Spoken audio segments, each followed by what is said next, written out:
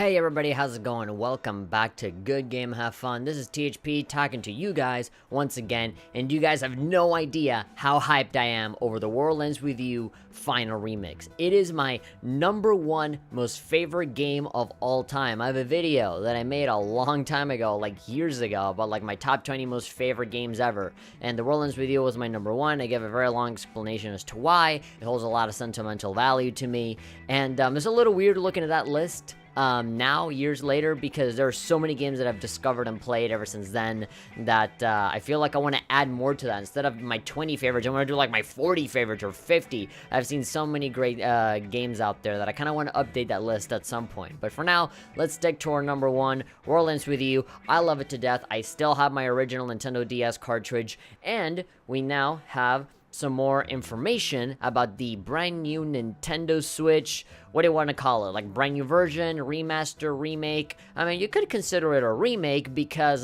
they're essentially taking the iPhone version and just kind of repurposing this to make a more HD, better version, brand new ways to control, brand new pins, brand new songs for the soundtrack, a new character, a new story chapter. So yeah, I mean, this is getting completely reworked from the ground up with many different ways to play, but it's still the same old story, the same old great World Ends With You. So technically, remake / remaster, higher resolution, whatever you want to call it, is a new game, is the final remix, and I'm looking forward to it because it's been too long, man. It's been way too long. Everybody has been asking for a sequel. Does this technically half sequel, half not sequel? Because it's the same game. They're just adding a brand new thing on top of it. And when it comes to this final chapter, we're not entirely sure if it's a direct continuation, how far ahead into the future it is, or if it's like directly after the first one. No idea. We just have to wait and see. We can kick it off with this little article. Of course, all of these are from Gamatsu. Go to gamatsu.com. Shout outs to that website. That's like my #1 place to go for Japanese games news. And so they talk about how on September the 27th, like around slightly more than a month from now, the game is going to be coming out in Japan. The American release date is still not confirmed. They said fall 2018, so God knows when that is. That'll be pretty late into this year. We have a Square Enix e-store link that has a little special edition called It's a Wonderful Bag. Now, the reason for why it's called It's a Wonderful Bag is because the Japanese name for the World Ends With You is actually It's a Wonderful World. Like, that's the whole name of it. It's a Wonderful World, and so as a play on that, they have the limited edition be It's a Wonderful Bag. And so, it'll cost 17,000 yen, which is like an arm and a leg. You get a copy of the game, a mini soundtrack CD. You think that if you're paying like 17,000 yen, you'd get like the whole soundtrack and not just a mini version of it? But you have an art book, a stylus pen, an acrylic stand, Maki e-stickers, and 10 badge sticker set. I would kind of like it if it was just like the badges, like the pins from the game, rather than just the sticker set. But you know, anything that you can get is fine. I mean, for 17,000 yen, that doesn't seem like a good deal to me. But hey, man, whatever. What do I know? I don't live in Japan. The game is gonna come out just on itself. The base game will come out for 4,800 yen, which in American dollars is around $50. I wouldn't be surprised if, you know, they do a similar thing with World Ends With You in the West, where they have $50 for the base game and maybe 60 or a little bit more, maybe 70 max for some special edition that has art book and pen and all that stuff. That'd be cool. I'm not feeling the mini soundtrack CD because you can just go on iTunes and download the entire World Ends With You soundtrack. There's like 3 different albums, and they're all great. I already have them on my phone because I bought them off of iTunes, and they all just automatically download. And so I have my World Ends With You goodness. I don't really need to like get this, you know, special edition, at least in my opinion. If I would be getting it, it'd probably be for the art book. Usually soundtracks are the thing that make me want to get limited editions, and because I already have the soundtrack from iTunes, you know, this is really not worth it for me. I'll definitely buy the game like day one, you know, no buts about it, but limited edition, I don't know. It'll offer the following new features. System. Here's all the great things. Oh, system. Beautiful graphics through HD resolution support, exactly. So just being able to play the World Ends With You on your television, that is completely unheard of. World Ends With You has always been a portable thing where it's on a DS or on your phone. Either way, it has never really been on a big screen ever. So that's pretty big. Touchscreen and Joy-Con controls. Yeah, so the whole thing is that you can use your Joy-Con as almost like a Wii remote, where you can just kind of point at the screen and do all the stuff that you would normally use on a touchscreen. But of course, if you want to do the touchscreen, you gotta play it in tablet mode and just do all of the commands. All of the battle stuff for Neku is doing like swiping and tapping and drawing circles and stuff like that, and then your partner character is all button presses. It's like combinations of button presses, and it's intricate. It might be a little difficult for newcomers to get into because you control two characters at the same time during battles, and I don't mean like, oh, they both exist in the same plane and one person takes turns. No. Like, exactly like in real time, at the same time, you take care of both characters. And if they die or if they do a lot of damage, it's because you are directly doing that. I don't know how that's going to work with the Joy-Cons. I guess, you know, you do the motion controls and then you have the buttons here at the top and I guess you press it like that. Or maybe you can use the other Joy-Con to do the button presses. I don't know. The World Ends With You in general has always been very, like, ambidextrous, where the face buttons, no matter what side, they work for the same stuff. On the DS, if you wanted to do partner attacks, you could do D-pad or buttons, which is always great for somebody like me, who's left-handed, and I had to use the face buttons to, like, move around and attack and do all that stuff, instead of a normal right-handed person that would use a D-pad. So, I'm assuming that with, you know, the Joy-Cons that have both analog sticks and buttons, I think it should be more accessible than ever. We also have local battles using one Joy-Con each are also supported. Alright, it says local battle, so I guess like multiplayer battles against one other person. That seems new. I don't recall ever, you know, getting into multiplayer battles of any sorts. I'm looking to play Tin Pin Slammer with somebody. Do you guys remember that minigame where you take your pin and you kind of slam them and you try to knock them off of a stage? That was always really fun. And so I can definitely see some like Joy-Con sideways Tin Pin Slammer where you have your, you know, my game and someone else's game and they have their own set of pins and my pins and we have certain power-ups and, you know, oh man, I can imagine like some 8-player Smash stuff happening with just the pins. Although obviously World Ends With You is not the most popular game in the world, I can pretty much guarantee that that'll only be fun if, you know, if you're going at like at a convention, if you're at like, you know, Anime Kanji or somewhere and you like meet up with a whole bunch of World Ends With You players and say, let's slam. And so there we go, you're there doing that stuff. We're doing it with the Joy-Cons. I feel like that'd be fun. Although if you try to like go online with that shit, I don't feel like, you know, a lot of people would probably get into that.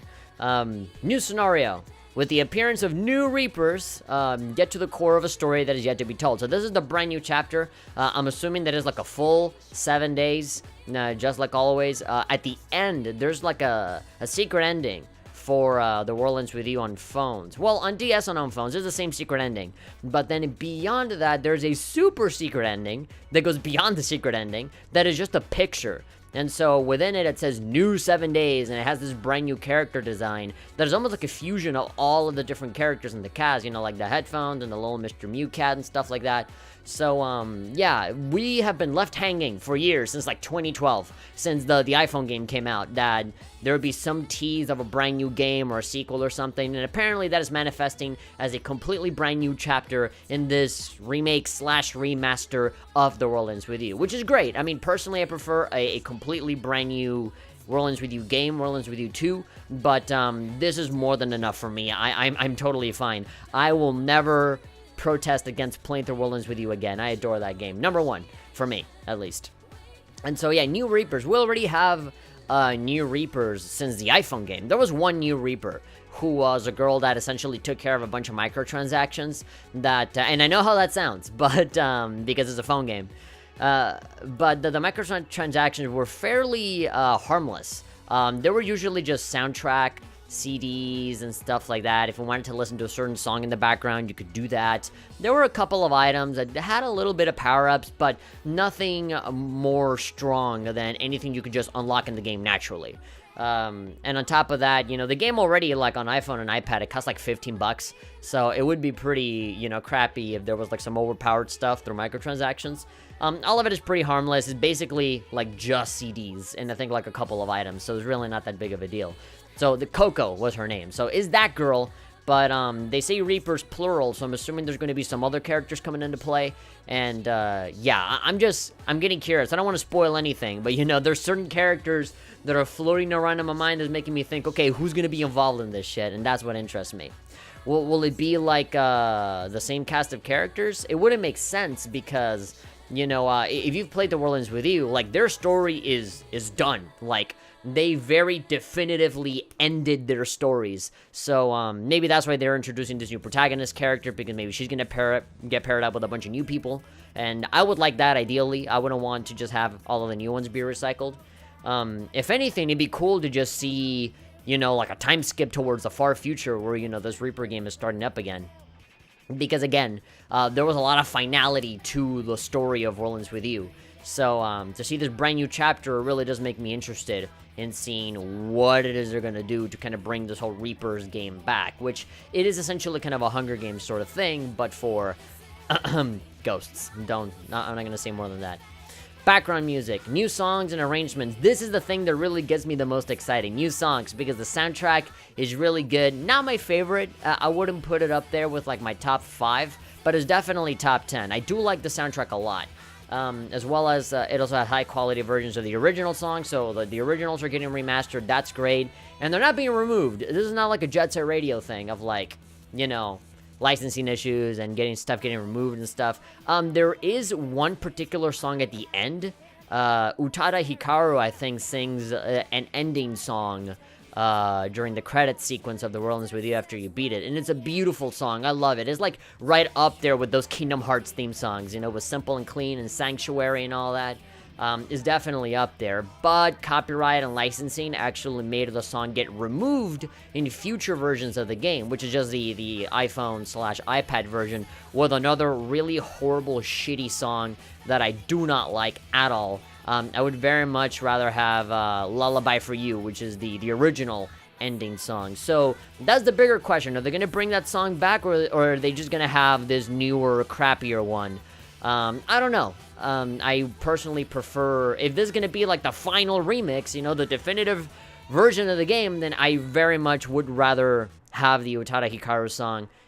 Just do me Kingdom Hearts style. I'd rather not have some other changed thing. It just reminds me of like the Dragon Ball Z Budokai HD collection, which has like this complete botched job, horrible soundtrack. But yeah, arranged songs, original songs, remixes. Speaking of Kingdom Hearts, the World Ends With You songs that you find in Dream Drop Distance are also going to be in this game, so that's good. They're kind of fusing all that. There's also a trailer for this. I actually haven't seen it. It's only 1 minute and 50 seconds, so I don't believe that is going to be anything super out of the ordinary. Like, I'm not even going to play the sound, honestly, because, I'm fully assuming that this is just going to be like a montage of, of stuff that we already know, just kind of introducing the game. Remember that the game really wasn't that popular when it came out on DS. It was almost like a modern-day Earthbound, an RPG that was really unique and changed everything, but no one gave a shit about it until, like, years later. And so that's like Earthbound in a nutshell. So I can very much assume that these trailers are just, Square Enix sort of reintroducing all of these characters again, letting everybody know who they are, of course listening to some voice acting. Pretty much like 99% of the game is all just text. Like, there's no voice acting in this at all, aside from the cutscenes. Pretty much the cutscenes are the only thing that have voice acting. They're like little voice clips, here and there, but really not that much. It's mostly just text. And so the trailers do give you a good idea of how they sound like, because I think like these trailers tend to be more voice acted than the entire game combined. Like, the beginning is voice acted, the ending of the game is voice acted, so a couple of things here and there are voice acted. So that's another question. Like, are they going to add more voice acting, or is it just going to be the same? I personally don't mind either way. Yeah, there we go. This is the new thing. She looks dead inside. Like, her eyes are lighting up like she's kind of creepy. I remember, like, the first time that I saw this picture of the super duper secret ending. I saw her and I'm like, okay, she's cute, but there's something about her that just doesn't sit well with me. And so having, like, her just sort of shamble around like a zombie, like, it just looks like she doesn't look like she's there. She looks like she's being possessed or something. It's just, yeah, there's something very unsettling about her. And The World Ends With You, when you look deep into the story and Neku's backstory, it is pretty, you know, not the most comfortable thing in the world, you know? Like, there's some creepy shit in this game under the kind of flashy Jet Set Radio style surface. So I am interested in seeing how the story pans out. Her eyes are glowing like she's activating her Sharingan or something like that. She's about to go all shinobi on us, all ninjutsu on us. But yeah, 9/27/2018 for Japan. We still don't know when it's coming out in America. I'm assuming it's gonna be like 1 or 2 months after, maybe like November. That's kind of what I'm guessing. I'm gonna have a really hard time not looking at Japanese game footage for this, though, because I am really hyped for this. There are also a bunch of new articles that show off screenshots and enhancements and just kind of overview stuff. Again, shout outs to Sauermano for translating all this and putting this all in an article. There are 2 of them, actually, not just 1. And so they released new information on the 2007, fuck me, dude, 2007 DS action RPG. It's really been that long. I think I was like 15 at the time, almost 10 years later. Well, actually, no, it's 2018 now, so 11 years. Damn. New elements of Final Remix. So yeah, new scenario, the new chapter, more music, and more to 2007. Yes, keep hammering it in. That is 2007. Yes. I'm an adult now. I grew up. I'm old as fuck now. Critically acclaimed worldwide. I mean, critically acclaimed worldwide now. I remember when it came out, it didn't really sell all that well, which is why they never made more games. They just kept, you know, remastering the same one. HD resolution graphics. So beautiful graphics through HD support. Character, scenery, and more have been reconstructed. Highly detailed video. Yeah, so DS version. So yeah, this looks really pixelated, blurry, really rough. But of course, this is a very small 4x3 DS screen blown up to big size. So obviously it's gonna look bad. I am still a really big fan of the like cell phone text kind of font that they got going on. I've always liked the pixelated text. I remember that was like the text that I would use for a lot of my thumbnails and like the text on my videos and stuff like that. And I still use it sometimes. But yeah, this triggers a lot of memories for me. But now we're gonna look at the Switch version. Oh, 16:9, how about that? And so yeah, the text is a lot cleaner, it looks more iPhone-y. I'm personally not a fan of the font. I feel like I would have liked it better if they kept all of the revamped visuals, but they had the, you know, cell phone text kind of font. It was cool. Like, it made sense within this game because a lot of it was like teenagers with technology and texting each other and messages and stuff. So, I feel like it actually felt right. And so for them to change it to this, like, smoother text, which it feels like it could go with anything. Like, it loses that uniqueness that the game had by changing it to, like, sleeker iPhone iOS text. But, you know, what you gonna do? The rest of the game does look really, really nice. Like, you can tell that the backgrounds look a lot less pixelated, a lot less... Yeah, everything looks sleek and clean.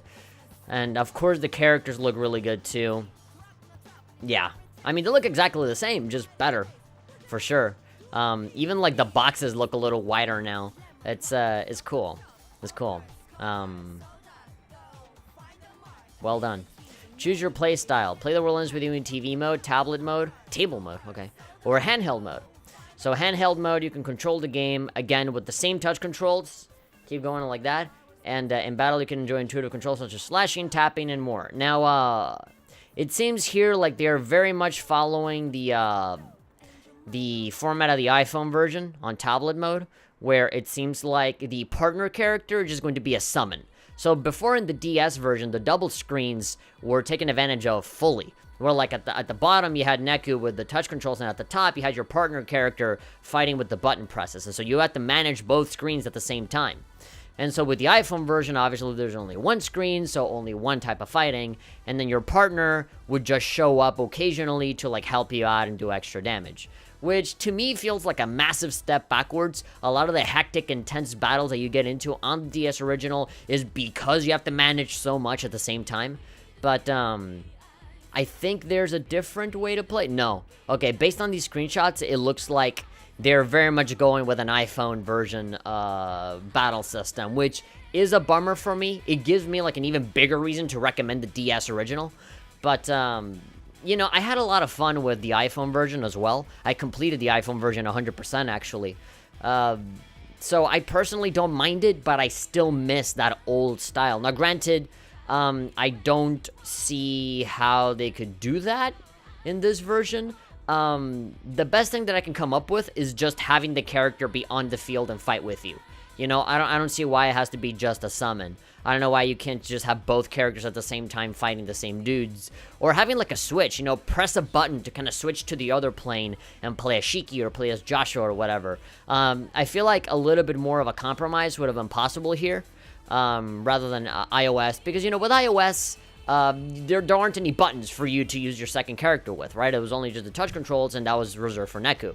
But here, where you do have buttons and you do have more ways to play, I think it's weird that they're sticking with the iPhone way of playing. I feel like they could have introduced an even newer way to play by having both at the same time, but just not with two different screens. They're just all both in the same place. So TV mode and tablet mode. Control the game. Oh no, table mode. I don't know, what's the difference between handheld mode and table mode? Control the game with a pointer. Oh, okay, so you're not using the touch controls. It's tablet mode, but you're just like, you have the kickstand on it and you're not touching anything on the screen. Control the game with a pointer using the Joy-Cons. 2-player co-op battles with 1 Joy-Con per player is also... Oh, okay. Okay, I got it. So that's what they were talking about when it came to local battles. I thought they were referring to like multiplayer, like 2 people facing off against each other. No, so like your partner character is almost like a Secret of Mana thing, where like it's technically a single player game, but if you want to connect another controller, you can play with others as well. Well, okay, it's kind of like that, where you can use both Joy-Cons. One is a pointer, and the other one can control the second partner character. If you're playing on single player, then it'll just be a summon pin, which sucks. Like, I had no problems being able to manage both characters at once. That was the appeal of the game when it came out on the DS, but it seems like they're sort of relegating that idea to more of a co-op multiplayer kind of thing. I really wish they give you the option, because one of the things that The World Ends With You did very right back then was to give you a lot of options. And so, when it came to like the difficulty and your drop rate and all that stuff, you know, what clothes to wear, all of that stuff. So I really wish that transitions over to your partner. You know, I want to be able to play as both at the same time. That was intense. That was cool. I liked that a lot. And so, to kind of have that taken away and kind of forcing you to play with someone else is very relevant to the story of the game, but I'm not always going to have somebody next to me, especially not my brother, who A, is not into RPGs, and B, is leaving for college very soon, so, you know, I'm going to be here on my own. Who am I going to play with, right? As a matter of fact, I think this is a game that he would like, because this is not a normal game. A normal, typical RPG. I feel like this is exactly the kind of weird and strange that he would like a lot. Let's move on. So, more music, sound effects, voices. So, more voice acting. Let's read on. In addition to making all background music, sound effects, and voices high quality. Okay, so they're remastering the voices that they have already, not adding more. New songs and arrangements by Takeharu Ishimoto have been added, allowing players to enjoy various sounds. Players can switch between the original and arranged versions of the background music via the in-game menu. Yes, via your phone, basically. Yes, okay, I like that a lot. Being able to change from original to newer. Awesome. It's almost like a Halo Combat Evolved kind of thing. Just at the press of a button, you can change from the original game to kind of like the newer stuff. Yeah, everything looks a lot more sleek and clean. I don't like these fucking gross-ass bars here at the side. I feel like if you're gonna fucking remake this for the Switch, you can, like, push that to, like, fill in the whole screen. Like, these bars are not good. I don't like these. It's like having bezels on an iPhone, you know, just... Or like on a mobile phone or something. You don't need it. You can stretch that out just a little bit. It's not necessary for you to, you know, have it be like this, you know? I wish this is just like a... I wish this is just a screenshot of the iPhone version and not the newer one, because I'd be pissed. This flat out does seem like just the iPhone version, but blown out with different Nintendo Switch controls, basically. And again, like, I'm not harping on the iOS version. Remember, I want to reiterate that I completed 100% the iPhone version, and I loved it. But there's so much stuff that that they have taken away from the Nintendo DS version, because it's stuff that you can only do on the Nintendo DS version. But I feel like Square Enix is resourceful and clever enough that they can kind of integrate some of those elements into this new version, and they're not doing that, it seems, and that's the part that really disappoints me. But hey, it seems like they took the easy way out, basically, by just essentially porting the iPhone version over to the Switch. New scenarios, with the appearance of new Reapers, okay, Koda Scory, you have to be told, new noise, alright, new enemies, cool, and so creepy-ass fucking girl staring into your soul.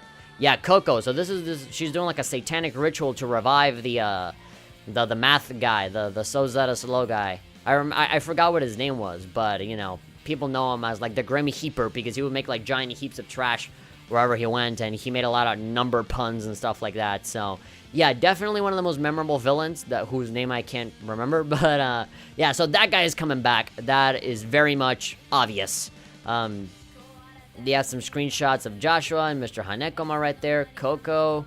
Yeah, I really wonder how she's going to play into this, because I remember she only showed up once in the game on the iPhone version to essentially introduce herself as, hi, I'm the one that does the DLC, and that's it. Like, she just stood there in the corner and never did anything.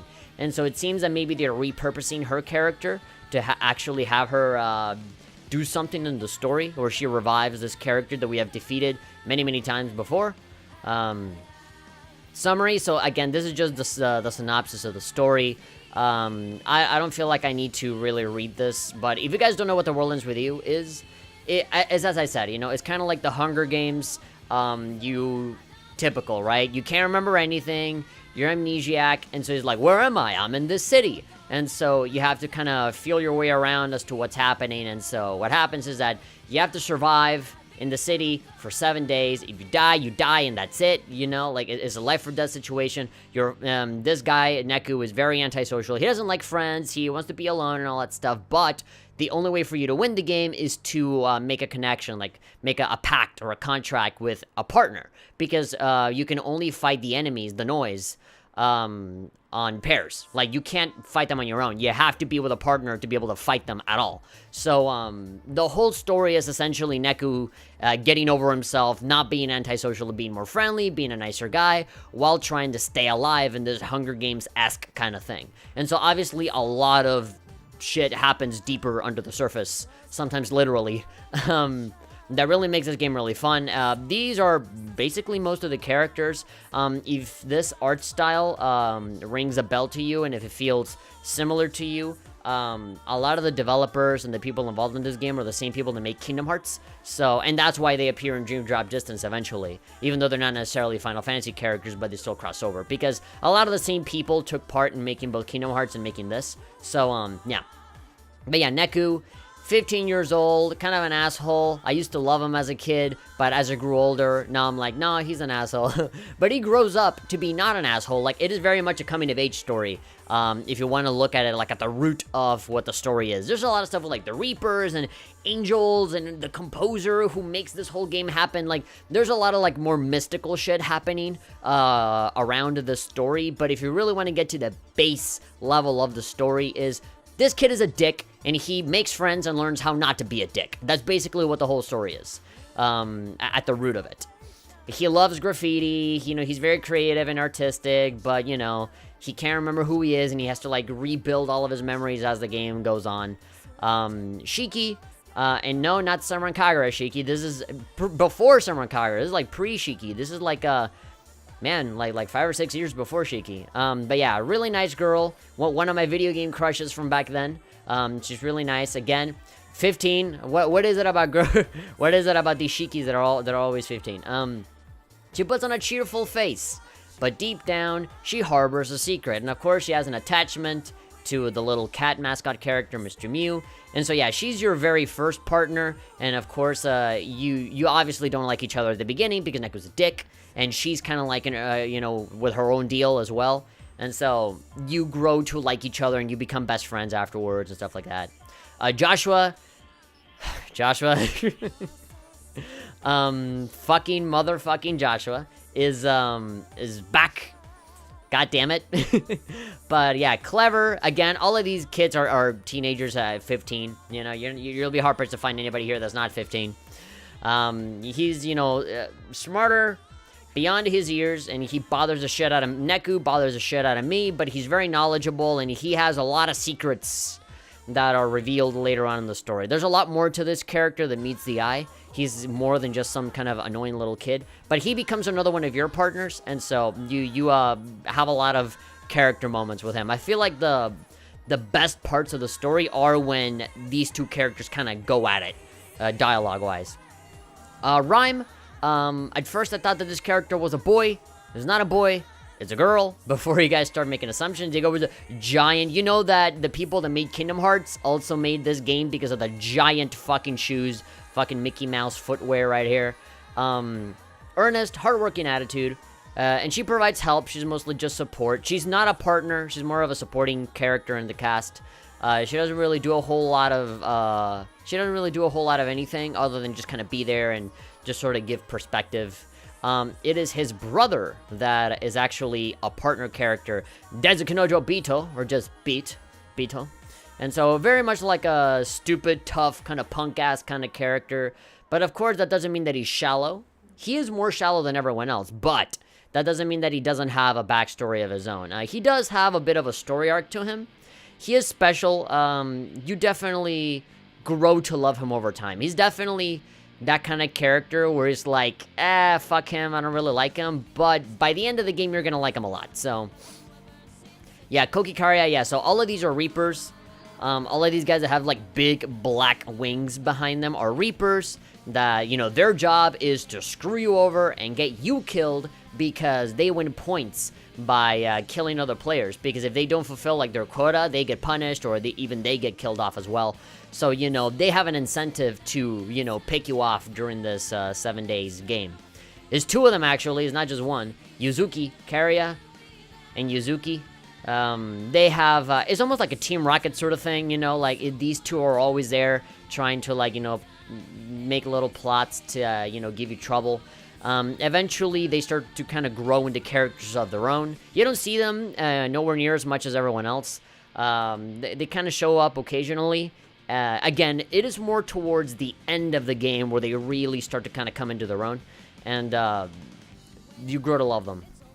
Yeah, again, they're kind of like a clear, like, annoying nuisance sort of, you know, villain characters, but you start to sort of understand them a little bit more. Phones. Now, this is awkward. You say, oh, you're in modern-day Shibuya, and look at those phones. I don't know anybody that uses a phone like that. That's fucking ancient. I remember I used to have a phone like that, but, now everything is this sleek, black rectangle, all touchscreen kind of thing, so there might be some people, some kids that will play this game and be like, what? That's not a phone. That's a weird phone. What is that from, like, the 70s? Wasn't, like, TV, like, black and white back then? Because everything that happened before I was born was in black and white for some reason. But yeah, with a lot of these missions, you're under a timer, like a little clock appears in your hand, kind of like that Justin Timberlake movie, like In Time or whatever. Where you have time, and if the clock strikes 0, you die, basically. So you have to fulfill the mission before time runs out.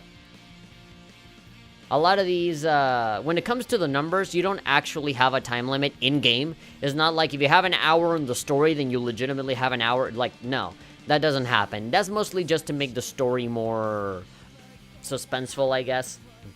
The countdown timer doesn't go down until the story says that it goes down, you know? But there's no actual pressure for you to beat any of the missions, especially when the objectives have all of them have always been very, very easy. The story just kind of goes by it step by step. It does get a little frustrating sometimes. There's some points in the game where, like, there's a puzzle you have to solve and the most obvious thing in the world, but everybody has to, like, figure it out over time, and it's just that can be a little annoying. But for the most part, you know, you don't have to worry about that time. The Shibuya of the 2000s have been faithfully recreated. Do you guys remember back then when the game came out in the original DS and they said, oh, the modern day Shibuya of today? Not anymore, bitch. Now this is supposed to be like this retro piece of like, oh, we're recreating those nostalgic days of the 2000s. Oh boy, if you want to feel old, feel like me when I played this game in 2007 when it came out, and that was supposed to be like modern day world of now. And now, mostly because of the phones, it is very much like, let us recreate the 2000s for you. Let us recreate like almost 20 years back. Just like how, you know, back in the 2000s, people would recreate the 80s, you know? It's happening all over again. To every 20 years, people just recreate that. Run around Shibuya to gather the information needed to clear your missions. Various people come and go at the famous multiple intersection in front of Shibuya Station. So, participate in the Reaper's game, can read the minds of other people, to kind of get a clue as to solutions and lore and stuff like that. You have your little phone icon, and you scan, and you can, you know, figure out some information that you might need. There are some missions that are like, you have to make somebody feel better or figure out what their problem is and solve it. Sometimes the noise can like disturb their minds and stuff and make them more negative. So what you have to do is like scan them and then kill the noise, and then they're better, and that's the mission. Stuff like that. I could be remembering this completely wrong because it has been a while since I last played, but there are stuff like that where like the enemies, the noise kind of like just disturb the people, and you have to like go in there and help them. Shibuya is divided into 29 areas. Yeah, so there's a lot of different places that you can go. Now, granted, these are not like fully 3D rendered, like explorable places, but there are like these really nice posters that you can walk through. They all have like stores and, you know, people and establishments and landmarks. Noise, I've been talking about the noise a lot. They're the enemies. They're essentially just like these weird demonic-ish looking kind of animals.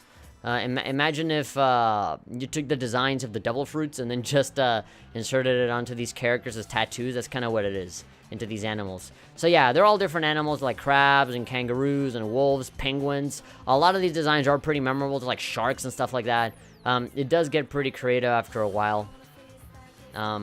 It does still kind of piss me off a little bit over the co-op stuff. That's something that I'm kind of not okay with. But hey, what you gonna do? One screen. If you had two screens, if they fucking put this game out on the Wii U, it wouldn't be a problem, but hey. Due out on Switch, September 27th, this fall, North America and Europe. There is one more article that I want to look at. I know we've been going for pretty long now. For how long? Like 41 minutes? I don't give a shit. I like this game a lot. So, I'm gonna go ahead and talk about this game as much as I damn well please. And you guys are gonna sit there and listen. Not really. If you're bored, you can just leave. But hey, this is the last article for today. Final remix details, brand new pins, new background music, and more. So scanning, fusion, and more. Again, this is very much like, you know, press release. If for all of the people that don't know about this game, let me sell it to you as if it was a brand new game. So visuals, if you are a World Ends With You fan and you follow it a lot, then you have seen this poster many times for all 5 main characters. How to Survive the Reaper's game. Yeah, so again, they're kind of just explaining the same thing. A mission shows up on your phone as a little message, and when you read it, you get the countdown timer, and you gotta haul ass and do it. And if it runs out, you die. If you get killed by the noise, you're done, you die. There are a lot of things against you when you're playing through the game. And there really isn't a whole lot helping you to figure out what it is that you have to do. But that's kind of more of a thing for the characters to worry about, because they're the ones that figure it out. Like, I say, oh, it's difficult to figure out, but like, you're kind of just following this character's kind of figure it out, rather than like you kind of going off on your own and doing it. Yeah, psychic scanning for thought fragments, just, you know, scanning their mind. Battling noise, fighting. The fighting is optional. You don't have to do it. There are no random encounters, and there's no like enemies on the field for them to chase you. You have to scan, find some red noise symbols, touch them. You have to decide that I want to fight them. You have to pick a fight with them, and then you actually get into a battle, which is very different. I've never played a game where they kind of allow you to get into a fight. Usually when people say, oh, you know, it's not random, You can choose to fight them or not, but it's usually like them in the field and they chase you anyway. So, and sometimes that's unavoidable. So, how much more choice do you have there, right? Here's like ultimate choice. You can choose however difficult, small, tiny, special noise that you want just by tapping on them, and you know, you got it. And of course, reading minds. I do know that there's like brand new pins. That's something that I'm very excited to see. Yeah, battle, touch command battle with intuitive controls, depending on the type of screen, taps and slashes, pointer. Work together with your partner to attack the enemy and increase your sync rate. And so with your sync rate, you create like different fusion attacks and stuff. That's cool. With Neku and Shiki, you have the ESP cards. It's essentially just matching 2 cards, and the more you do, the higher, the stronger the attack will be. With Joshua, they're kind of spoiling it by showing the full-on the screenshot of the giant meteor that we summon. Kinesis cards are just like, you know, Surfer Dude kind of stuff. Again, you just have to combine the same cards. It's fairly simple, but to do it fast and to do it a lot of times to have a stronger attack, that's the difficult part. Pins. Pins are like fucking half the game because that's your attack, that's your healing, that's your you know, all of the different methods that you can use to kill all of the enemies and fight the bosses. There are many different kinds of pins. A lot of them do many different things. Some of them do similar things, but they're branded differently. There is kind of a fashion system to this game where depending on what area you go in the city, there are different things that are in fashion and things that are not in fashion. And so if you go for the thing that is not in fashion, your attacks do not hit anywhere near as hard as they could. But if you go in to another place where like the D plus B brand is super in and really fashionable, then you're gonna do like double damage and double defense and all that stuff. So you are encouraged, it isn't coming upon you to look at what brands are in and actually be a dirty conformist rather than all the hipsters that we have now in 2018. You know, you can get that brand and it'll actually benefit you in a fight. So that does encourage you to go to stores and buy new clothing. Even if they do the same stuff, there are different brands, and so if you just stick with the same thing all the time and go around the city, you might not be as strong as you think you are. That did happen to me a long time ago where I was like dying to a whole bunch of bosses, and I'm like, well, why is this happening? And then all I had to do was pause the game and realize, oh shit, my like my little rat and mouse brand of t-shirt is like ranked like number 27 out of like, you know, 30 or whatever, you know, like they usually give you like the top 5 and then they give you like 27. They give you like the lowest one and then like the top 3 or 4. And that gives you a good idea of kind of what you want to do, because maybe you don't have the top brand, but you have one that's like number 2 or number 3, and so it's good for you to kind of compromise and find like a good healthy balance. You are also capable of manipulating the fashion as well. It's not just you conforming, you can wear your own clothing and you can fight a bunch of enemies, and you will struggle a little bit, but the more fights you do with that particular clothing brand, the more that actually starts to go into fashion. So if you really want to force your way into your clothing being in fashion, you got to do like 5 or 6 fights, and then eventually it'll go to rank 1. But if you want to take the easy way out and you don't really want to mess with all that, and if you do want to varietize and wear different kinds of clothing, which doesn't reflect on your character, by the way, it'd be cool if it did. But you know, that's just like an equipment slot, literally. Like your character doesn't change at all. You can just go ahead and just buy stuff, and I do encourage that, because if you want to complete the game, you gotta buy everything anyway. So yeah, yeah, and so pins. Pins are really important. Those are your attacks, and the clothing and the pins both are branded. So again, your attacks won't hit as hard if you do not have a pin of a certain brand. Even though, so that's why some of the pins have exactly the same kind of attack, but they're differently branded. So like that, you don't have to sacrifice an attack that you like just because it's not a brand that the world wants you to have. So you can kind of switch and have different slots and, you know, decks for you to, you know, deck out, and it's cool. We also have some new ones. So these are ones that I already know. I've seen this. You know, all of these pins are old ones. But right now, already, just on these screenshots, I'm already seeing a bunch of new ones. The Cruel Fortune Teller. That's a brand new one. By holding and releasing Neku, swords will fly out all around him. That's a brand new thing that I've never seen before. There are the command of holding and releasing already existed, but the whole thing of swords flying out of you, unlimited blade work style, yeah, that's something that I've never seen before. I do appreciate that them trying to do something different with the pins, although this feels like you can tell that, you know, they're making new pin designs like 11 years later, right? Because, you know, if you look at all of the older ones, they all look so minimalistic and simple and easy to understand. You know, they're all like one big thing centered and then background color. Like, everything is so clean and simple. And here, it already looks way too busy, you know? I feel like you can tell what pins are new as opposed to the original ones because they're all like just so full of stuff that, look at that. Like, it's already looking kind of ugly from a distance. You can barely appreciate any of the detail. That's why all of the other ones are so goddamn simple. So maybe that's one criticism that I can give. Plus, I feel like this design doesn't feel like it's Worldlands with You. It feels like a Shin Megami Tensei or something like that. This design doesn't feel like it belongs in the Worldlands with You. I feel like if they had like a silhouette of this girl with the card and none of this other stuff here are surrounding it, it might be more simple and cooler. I do like these other ones, like the zipper and like the skull. Like, that's simple. That's cool. You know, that's something that you can see in a flash and recognize it immediately, because it's like one thing centered and it's simple. But with this one, it's like, it looks kind of ugly from far away.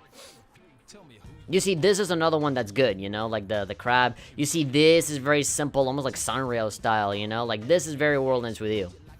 Yalokari Phaser, Hermit Crab Phaser. By slashing Neku, he will freely run around the area, dealing damage to any noise that he bumps into. When he hits the edge of the screen, he bounces off. That's cool. There are some moves that are similar to that.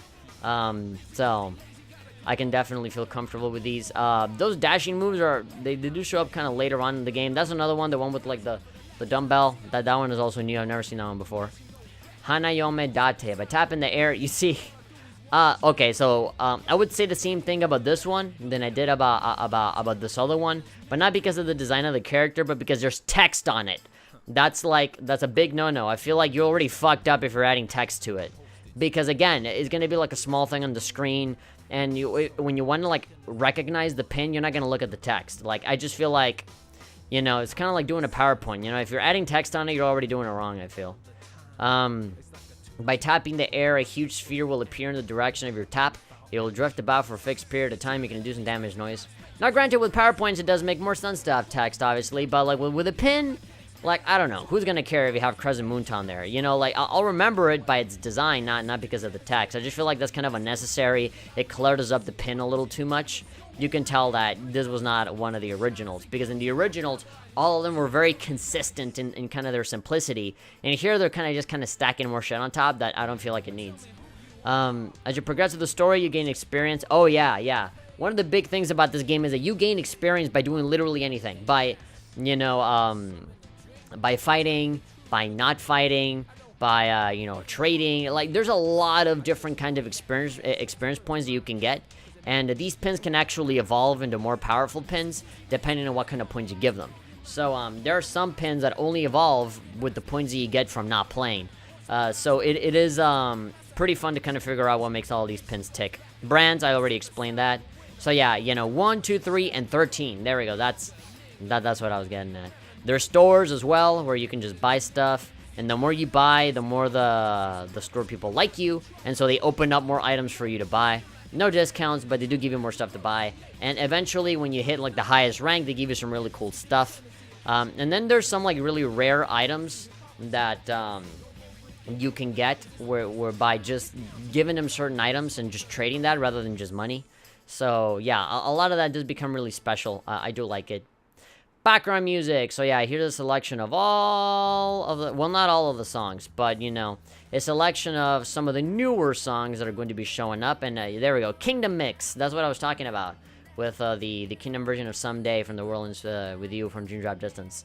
Yeah, so a lot of these songs, I already recognize them. A lot of them obviously are a lot of remixes of the originals. But that's cool. That's cool. It changes it up. And especially as you move on with the story, they give you different songs. So...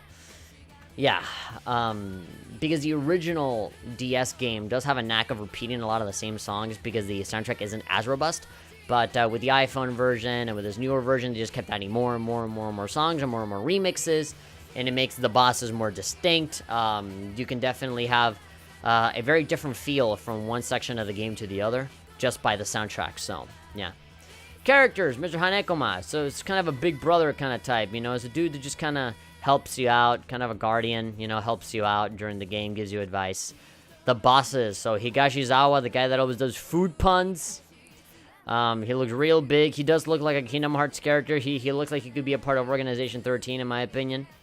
Big-ass Reaper, one of the first bosses that you fight. Yeah, here we go, Minanimoto. Yeah, Sho Minanimoto. He's the guy that does all the number puns. One of the most memorable bosses in the entire game because he probably has the biggest hand in the story more than anyone else. And, yeah, you see him with his megaphone, with his heap of garbage, and him just saying that, you know, Gomi, all of this stuff is garbage, crunch, I'll add it to the heap. You'll grow to love the guy. He's an interesting guy. Konishi, so again, a character that you see a lot, but she kind of starts to be more of a threat later on in the game. She is very much a late game kind of character. She doesn't really bare her fangs until like right at the end. She is a little intimidating. And then Megumi Kitanishi, one of the last bosses that you fight. He's supposed to be like one of the bosses. I mean, not bosses as in like RPG fight bosses, but like one of the dudes that are like in charge of the whole thing. And he also has like he's got his own deal as well. And there we go. That, in a nutshell, is The World Ends With You. That's a lot of information. Holy shit. Look at this. Look at all this stuff. For how long have I been talking? For like an hour? Yeah, I am super hyped for World Ends With You Final Remix. I can't possibly think that it'll be delayed or anything like that. If it's coming out in Japan in September, I can only imagine that for the West, it'll be out on maybe like November. I really don't see a December release date for this. It's going to be either October or November. The release gap has to be pretty close. I'd be kind of pissed if they delayed it to 2019 because it is very close to the end of the year. But yeah, Fusions, Reapers, brand new pins, brand new music, brand new chapter. So there's a lot of new stuff in this remake / remaster of the game / iPhone port of the game. But yeah, it's looking really hype. Literally the only thing that I have a problem with is that co-op aspect with your partner character. It does make sense in terms of the story that if you want to do co-op, you have to be forced to, you know, if you want to control both, you got to do it with, you know, with a partner. You got to partner up forcefully if you want to, you know, do that. How the game was intended to be played, basically, by handling both characters at once, and then you have to be with a partner. I guess I get it, but, you know, I really wish I could just do that on my own. Because one of the reasons for why the combat was so special in the original was because you had to handle both at once. That's literally the only problem that I have. That and the text, I liked it when the text was more pixelated, and they're removing that, so, hey.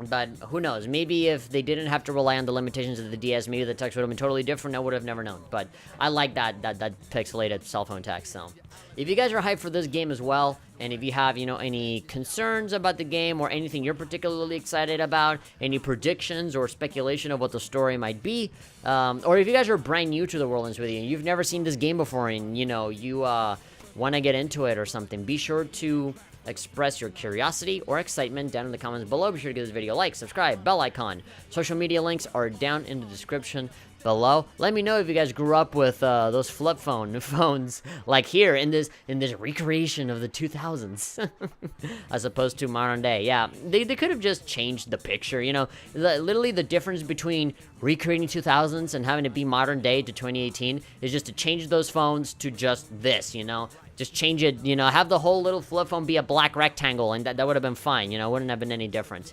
Because overall, the culture and, like, the people and everything, like, it's not that different from today. Like, barely anything has changed, I would say. So, yeah, I'll see you guys next time. Hopefully, you guys are hype about this game, as I am, because it is my #1 most favorite game of all time, and hopefully it continues to be that way when the final remix shows up.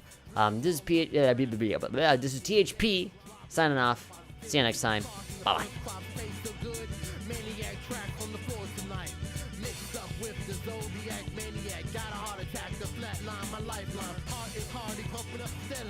The madman boys on the streets again. What a game.